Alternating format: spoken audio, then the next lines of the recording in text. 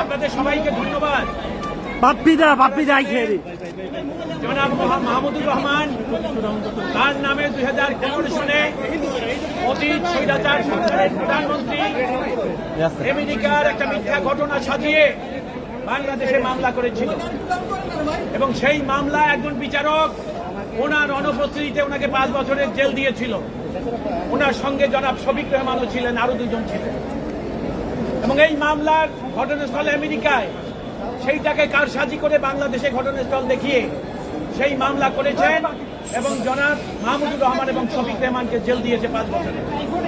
আর একটা সেকশন আছে 123, যেটা এডিটিং সেকশন, মূল অপরাধের সহযোগী অপরাধ, সেটাও তাকে 2 বছর, অর্থাৎ বিচার ব্যবস্থার কোন নিয়ম নীতিকে তারা তোয়াক্কা করে নাই।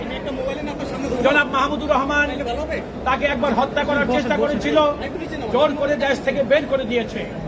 সেই মাহমুদুর রহমান স্বৈরাচার সরকার পতনের পর বাংলাদেশে আসছেন। আজকে তিনি স্বেচ্ছায় আদালতে এসেছেন।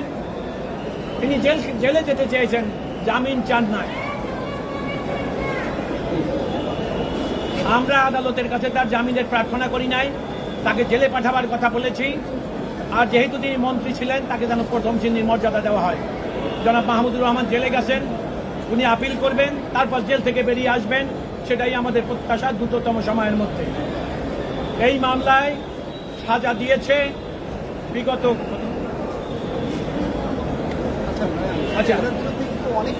ওনার বিরুদ্ধে যেই মামলায় সাজা হয়েছে সেইটাই তিনি সারেন্ডার করেছেন।